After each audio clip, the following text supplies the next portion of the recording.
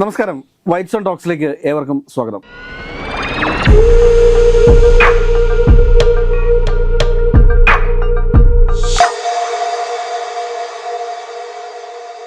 സാറേ നമസ്കാരം. സാറേ, ഈ RSS എന്നും BJPയുടെ ഒരു വലിയ ബാക്ക് ബോൺ ആയിരുന്നു. ശരിക്കും BJPയെ ഡെവലപ്പ് ചെയ്തതും അധികാരത്തിലെത്തിച്ചതും ഒക്കെ RSSൻ്റെ ബുദ്ധിയായിരുന്നു. RSS എന്ന് പറയുന്നത് വർഷങ്ങൾക്ക് മുമ്പേ ഇന്ത്യയിൽ ആരംഭിച്ചിട്ടുള്ള ഒരു രാഷ്ട്രീയ നവ ആശയമാണ് എന്ന് തന്നെ പറയാതിരിക്കും. ഒരു നൂറ്റാണ്ടിന് മുമ്പ് തന്നെ ആരംഭിച്ചൊരു ആശയമാണത്.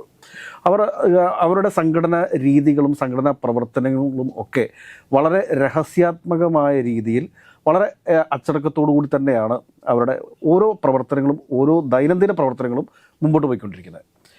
ഈ അടുത്ത കാലത്തായി, അതായത് 2024 ലോക്സഭ തെരഞ്ഞെടുപ്പിനോടുകൂടി BJPയിൽ നിന്നും RSS അകന്നതായി ചില സൂചനകൾ വരുന്നുണ്ട്. കാരണം മോദിയുടെ വർഗീയതയ്ക്കെതിരെയൊക്കെ ശക്തമായി RSS പ്രതികരിച്ചു തുടങ്ങിയിരിക്കുന്നു എന്നുള്ളത് ഇന്നിപ്പോൾ കേരളത്തിലും അതിൻ്റെ ചില പ്രതിധ്വനികൾ ഉണ്ടായി തുടങ്ങിയിട്ടുണ്ട്. കാരണം RSSും BJPയും തമ്മിൽ RSSൽ നിന്ന് BJPയിലേക്ക് വന്നിട്ടുള്ള പല നേതാക്കന്മാരും രാഷ്ട്രീയ പ്രവർത്തനത്തിൽ നിന്ന് പിൻവാങ്ങുന്ന അവസ്ഥയിലേക്ക് എത്തിയിട്ടുണ്ട്.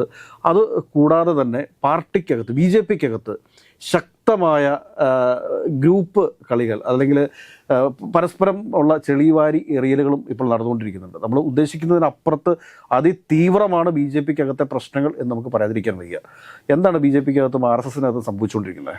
അല്ല, ഇത് BJPൻ്റെ അകത്ത് അല്ലെങ്കിൽ RSSൻ്റെ അകത്ത് ഉണ്ടായിരിക്കുന്ന ഈ വിഭാഗ്യത, അതായത് BJPയിൽ തന്നെ നേതാക്കന്മാർ തമ്മിലുള്ള ചില അനൈക്യവും പിന്നെ പല നേതാക്കന്മാരും അവരുടെ ടെറിട്ടറികൾ നിർമ്മിക്കാനുള്ള ശ്രമങ്ങൾ നടത്തുന്നതൊക്കെ RSSനെ സംബന്ധിച്ചിടത്തോളം ഒരിക്കലും അംഗീകരിക്കാൻ പറ്റാത്തൊരു രാഷ്ട്രീയ നീക്കമായിട്ടാണ് അവർ കാണുന്നത്. കാരണം നമുക്കറിയാം, ഈ RSS ഉണ്ടാക്കിയ വലിയ പ്ലാറ്റ്ഫോമിൽ പണിതുയർത്തതാണ് BJP എന്ന പ്രസ്ഥാനം എന്നുള്ളത്. അപ്പം BJPയുടെ ബാക്ക് ബോണായി നിൽക്കുന്ന RSSനെ അംഗീകരിക്കുകയും അവരുടെ നിർദ്ദേശാനുസരണം ഭരണം നടത്തുകയൊക്കെ ആയിരുന്നു ദേശീയ തലത്തിൽ നമ്മൾ കണ്ടിരുന്നത്. മോദിയുടെ ഒന്നാം മോദി സർക്കാരിൻ്റെയും രണ്ടാം മോദി സർക്കാരിൻ്റെ പകുതി വരെയൊക്കെ RSSനെ അംഗീകരിച്ചുകൊണ്ടാണ് മുന്നോട്ട് വരുന്നത്. പക്ഷേ പിന്നീട് നമ്മൾ കാണുന്നത് മോദിയുടെ ഏകാധിപത്യവും RSSൻ്റെ നേതാക്കന്മാരുടെ പല നിർദ്ദേശങ്ങളെയും അംഗീകരിക്കാതെ മോദി അദ്ദേഹത്തിൻ്റെതായ രീതിയിൽ കാര്യങ്ങൾ നോക്കി മുന്നോട്ട് പോകുന്നൊരു സാഹചര്യത്തിലാണ് RSS പലപ്പോഴായിട്ട് കേന്ദ്ര സർക്കാരിനെയും കേന്ദ്ര ഭരിച്ചുകൊണ്ടിരിക്കുന്ന BJPക്ക് പലതവണ വാൺ ചെയ്തുകൊണ്ടിരുന്നു. പക്ഷേ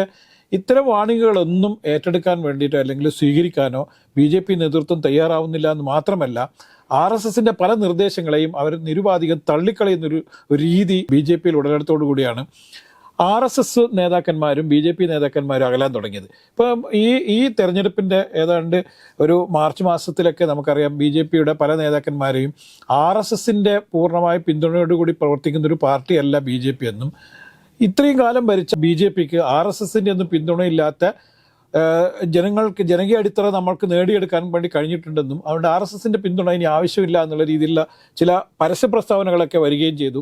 RSSൻ്റെ ചില നേതാക്കന്മാർ ദേശീയ നേതാക്കന്മാരെ വിമർശിക്കുന്ന ചില രീതികളൊക്കെ നമ്മൾ കണ്ടു.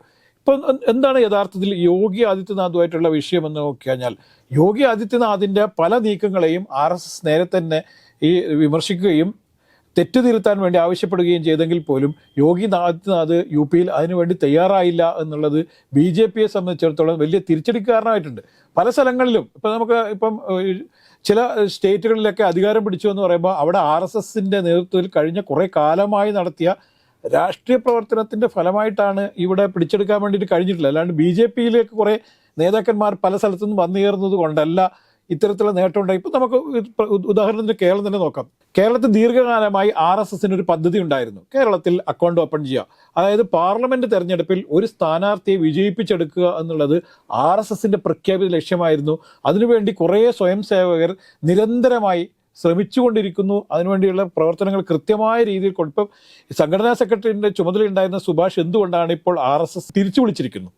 ഈ തിരിച്ചു വിളിക്കാനുള്ള പ്രധാനപ്പെട്ട കാരണം എന്ന് പറയുന്നത്, ഈ കേരളത്തിലുള്ള പല നേതാക്കന്മാരും BJPയുടെ പല നേതാക്കന്മാരും RSSൻ്റെ നിർദ്ദേശങ്ങൾ അംഗീകരിക്കാനോ അല്ലെങ്കിൽ അവർ വിഭാവനം ചെയ്ത രീതിയിലുള്ള പ്രവർത്തനങ്ങൾ ഏറ്റെടുക്കാനോ തയ്യാറാവുന്നില്ല എന്നത് വളരെ പ്രകടമായ അഭിപ്രായ ഭിന്നതയിലേക്ക് പോവുകയും അദ്ദേഹത്തിന് തുടരാൻ BJPയുടെ ഈ സംഘടനാ സെക്രട്ടറി സ്ഥാനം തുടരാൻ താല്പര്യമില്ലെന്ന് RSSനോട് നേതൃത്വത്തോട് ആവശ്യപ്പെടുകയും ചെയ്തതിന്റെ ഫലമായിട്ടാണ് അദ്ദേഹം ഇന്നലെ കഴിഞ്ഞ ദിവസം തൊടുപുഴയിൽ നടന്ന ഈ RSSന്റെ ബൈഠക്കിൽ ചിന്തൻ ബൈഠക്കിൽ കൃത്യമായൊരു നിർദ്ദേശം വന്നിരിക്കുന്നു.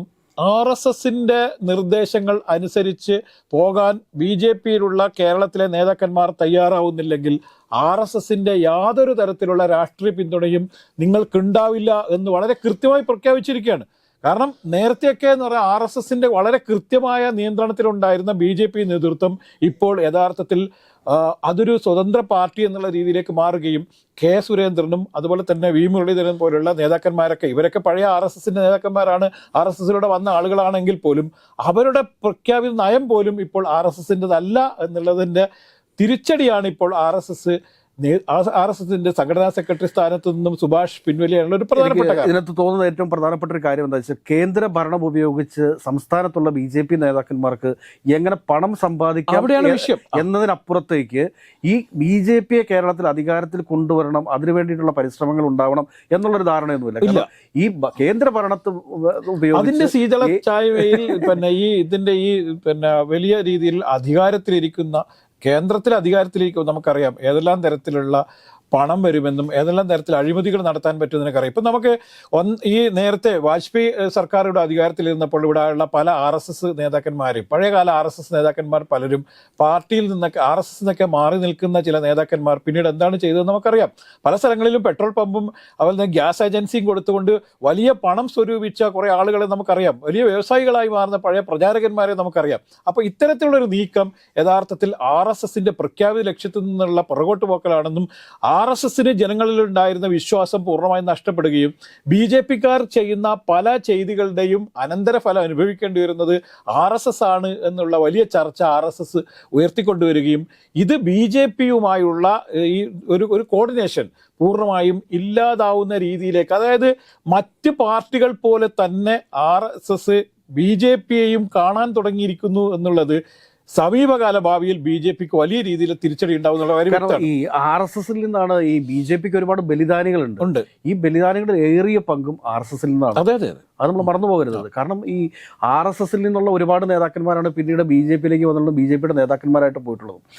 ഇവരെയൊക്കെ നേതാവാക്കിയിട്ടുള്ള ഒരുപാട് ആചാര്യന്മാർ അണിയറയിലുണ്ട്. അവരൊന്നും ഇന്ന് രംഗത്തേക്ക് വന്നിട്ടില്ല.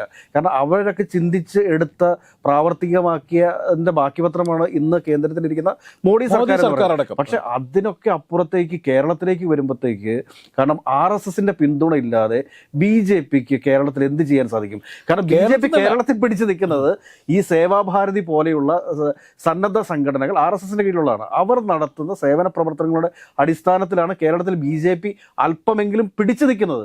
അതല്ലാതെ മറ്റ് ഇവർക്ക് എടുത്തു പറയാൻ സാധിക്കത്തക്ക രീതിയിൽ കേരളത്തിൽ എന്തൊരു മുന്നേറ്റം നടത്താനാണ് BJPക്ക് സാധിച്ചിട്ടുള്ളത്?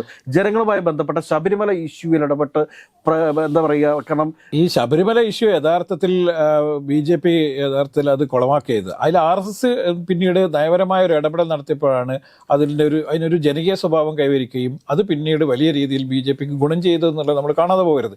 ഇത്തരത്തിലുള്ള പല വിഷയങ്ങൾ, അപക്വമായ പല തീരുമാനങ്ങളും രാഷ്ട്രീയ നീക്കങ്ങളും നടത്തിയ ഈ നേതാക്കന്മാരെ തിരുത്താൻ വേണ്ടി ആ സമയത്ത് RSSന് കഴിഞ്ഞു എന്നുള്ളതാണ്. BJPക്ക് ഇപ്പോഴും വലിയ വളർച്ച കേരളത്തിൽ ഇപ്പം നമുക്കറിയാം. ദേശീയ തലത്തിൽ വലിയ രീതിയിലെ തിരിച്ചടികൾ കിട്ടിക്കൊണ്ടിരിക്കുന്ന സമയമാണ്. BJPയെ സംബന്ധിച്ചിടത്തോളം അവരുടെ ശക്തി കുറഞ്ഞുകൊണ്ടിരിക്കുന്നു. ദേശീയ തലത്തിൽ മോദിയുടെ വിശ്വാസ്യത കുറഞ്ഞു, മോദി പ്രഭാവം കുറയുന്നു. ഇങ്ങനെയൊക്കെ ഉണ്ടാകുന്ന സമയത്ത് കേരളത്തിൽ യഥാർത്ഥത്തിൽ BJPക്ക് കൂടുതൽ സ്വീകാര്യത ഉണ്ടാവുകയും BJPക്ക് കുറച്ചും കൂടി വോട്ട് ഷെയർ കൂടുകയും ചെയ്തു എന്നുള്ളത് നമ്മൾ RSSന്റെ പ്രവർത്തനങ്ങളെ നമ്മൾ കുറച്ച് കാണിക്കാൻ പറ്റില്ല. തീർച്ചയായിട്ടും ശരിയാണ്. പക്ഷെ BJPക്ക് കേരളത്തിൽ ഈ പറയുന്ന രീതിയിലുള്ള ഒരു വളർച്ച ഉണ്ട് എന്ന് നമുക്ക് പറയാം. വോട്ട് ഷെയർ കൂടി എന്നുള്ളതാണ് വളർച്ച എന്ന് പറയുന്നത്. പല കാര്യങ്ങളുണ്ട്. കാരണം എന്താ വെച്ചാൽ ഇപ്രാവശ്യം തിരുവനന്തപുരത്ത് രാജീവ് ചന്ദ്രശേഖർക്ക് കിട്ടിയിരിക്കുന്ന വോട്ടുകൾ, തൃശ്ശൂർ സുരേഷ് ഗോപിക്ക് കിട്ടിയിരിക്കുന്ന വോട്ടുകൾ, ഈ വോട്ടുകളൊക്കെയാണ് ഗണ്യമായി BJPയുടെ വോട്ട് നില വർദ്ധിപ്പിക്കാനായിട്ട്. പിന്നെ ആലപ്പുഴയിൽ ശോഭാ സുരേന്ദ്രനെ ഒക്കെ സംബന്ധിച്ച് BJPയുടെ ഏറ്റവും നല്ലൊരു ഫൈറ്ററാണ്. അല്ല, ശോഭാ സുരേന്ദ്രനെ പോലെയുള്ള നേതാക്കന്മാരെ കേരളത്തിലെ BJPക്കാർ അംഗീകരിക്കുന്നില്ല എന്നുള്ളിടത്താണ് BJPയുടെ പ്രശ്നങ്ങൾ. RSS യഥാർത്ഥത്തിൽ എന്തുകൊണ്ടാണ് BJP നേതൃത്വമായിട്ട്, കേരളത്തിലെ BJP നേതൃത്വമായിട്ട് അകലാനുള്ള പ്രധാനപ്പെട്ട കാരണം എന്ന് പറഞ്ഞാൽ ഈ BJPയിലുള്ള ഗ്രൂപ്പിസാണെന്നേ. ഒരു ഗ്രൂപ്പും 2 ഗ്രൂപ്പല്ല 3 ഗ്രൂപ്പുകൾ പ്രവർത്തിക്കുന്ന രീതിയിലേക്ക് ഈ BJP മാറി. BJPക്ക് ഒരു തരത്തിലും ഗ്രിപ്പില്ലാത്ത ഒരു സ്റ്റേറ്റ് ആയിട്ട് പോലും കേരളത്തിൽ എന്തുകൊണ്ടാണ് ഇത്തരത്തിലുള്ള വലിയ ഗ്രൂപ്പ് പോരാട്ടങ്ങൾ? നമുക്കറിയാം, ഒരു ഘട്ടത്തിൽ കേരളത്തിലെ 2 ഗ്രൂപ്പുകൾ തമ്മിൽ പോരാട്ടം നടത്തുകയും ഒരു പ്രസിഡന്റിനെ തീരുമാനിക്കാൻ പറ്റാത്തൊരു സാഹചര്യം സൃഷ്ടിക്കപ്പെടുകയും ചെയ്ത സാഹചര്യത്തിലാണ് സംഘടനയ്ക്ക് പുറത്തു നിന്നുള്ള ഒരു നേതാവിനെ കൊണ്ടുവന്ന് കുമ്മനം രാജശേഖരനെ BJPയുടെ സ്റ്റേറ്റ് പ്രസിഡന്റായി നിയമിക്കുന്നത് വന്നത്. എന്നിട്ട് എന്താ സംഭവിച്ചത്? ഈ കുമ്മനം രാജശേഖരനെയും അംഗീകരിക്കാത്തൊരു ഘട്ടം വരികയും വലിയ രീതിയിൽ കുറച്ച് ദീർഘകാലം പ്രസിഡന്റ് ഇല്ലാതിരിക്കൊക്കെ കഴിയുന്നുണ്ട്. അതിനുശേഷമാണ് കെ സുരേന്ദ്രൻ വരുന്നത്. അപ്പൊ കെ സുരേന്ദ്രൻ എന്താ സംഭവിച്ചത്? കെ സുരേന്ദ്രൻ യഥാർത്ഥത്തിൽ കേരളത്തിലെ വളരെ പ്രധാനപ്പെട്ട പല BJP നേതാക്കന്മാരും കഴിഞ്ഞ ഈ 4.25 വർഷമായിട്ടും ഒരു നേതാവായി അംഗീകരിച്ചില്ല എന്നുള്ളതാണ് നമ്മൾ കാണേണ്ടത്. ഒരിക്കൽ പോലും BJPയുടെ ഭൂരിപക്ഷം നേതാക്കന്മാരുടെയും പിന്തുണയില്ലാത്ത ഒരു നേതാവായി കുറെ കാലമായി കേരളത്തിലെ BJPന്റെ ഈ നേതൃത്വത്തിൽ തുടരുന്ന നേതാവാണ് കെ സുരേന്ദ്രൻ. അതുകൊണ്ട് കെ സുരേന്ദ്രന് യഥാർത്ഥത്തിൽ BJP ആ രീതിയിൽ നയിക്കാനുള്ള ഒരു കെൽപ്പില്ല എന്നുള്ളത് കൃത്യമായി അറിയാവുന്ന RSS എന്തുകൊണ്ടാണ് സുഭാഷിനെ വെച്ചു കൊടുത്തതെന്ന് പറഞ്ഞാൽ, സുഭാഷിന്റെ പ്രവർത്തനങ്ങൾ വളരെ കൃത്യമായി ഫോളോ ചെയ്യാൻ വേണ്ടിയിട്ട് കെ സുരേന്ദ്രൻ ബാധ്യസ്ഥനാണ്, അല്ലെങ്കിൽ തയ്യാറാവും എന്നുള്ളതാണ്. പക്ഷേ കെ സുരേന്ദ്രൻ പലപ്പോഴും സംഘടനാ സെക്രട്ടറിയെ തള്ളിപ്പറയുകയും അല്ലെങ്കിൽ സംഘടനാ സെക്രട്ടറിയോട് പല കാര്യങ്ങളും ഡിസ്കസ് ചെയ്യുകയും ചെയ്യാത്ത സാഹചര്യത്തിലാണ് സുഭാഷ് ഈ സ്ഥാനത്ത് നിന്ന് എന്നെ ഒഴിവാക്കി തരണമെന്ന് RSS നേതൃത്വത്തോട് ആവശ്യപ്പെടാനുള്ള കാരണം. അതുകൊണ്ട് ഇത്രയേറെ വളരെ വിചിത്രമായ രീതിയിൽ സംഘടനയെ കൊണ്ടുപോകാനുള്ള ശ്രമം യഥാർത്ഥത്തിൽ കേരളത്തിൽ വലിയ സംഘടനാ നേട്ടം ഉണ്ടാവും എന്ന് പ്രതീക്ഷിക്കുന്ന BJPക്ക് അതിലേക്ക് എത്താൻ പറ്റില്ല. കാരണം RSS അവരുമായി അകന്നിരിക്കുന്നു എന്നുള്ളത് വലിയ സംഭവം തന്നെയാണ്. ഏതായാലും യുവമോർച്ചയുടെ സംസ്ഥാന പ്രസിഡന്റിൽ നിന്നും BJPയുടെ സംസ്ഥാന പ്രസിഡന്റിലേക്ക് മാറാൻ കെ സുരേന്ദ്രന് സാധിച്ചിട്ടുണ്ടോ എന്നുള്ളത് ഒരു വലിയ ചോദ്യമാണ്. ഒരു കാര്യം ഉറപ്പിച്ചു പറയാൻ സാധിക്കും, അത് മറ്റൊന്നുമല്ല, RSS ഇല്ലാത്ത BJP ഉപ്പില്ലാത്ത കഞ്ഞി പോലെയാണ് എന്ന് മാത്രം പറഞ്ഞുകൊണ്ട് നിർത്തട്ടെ. നന്ദി, നമസ്കാരം.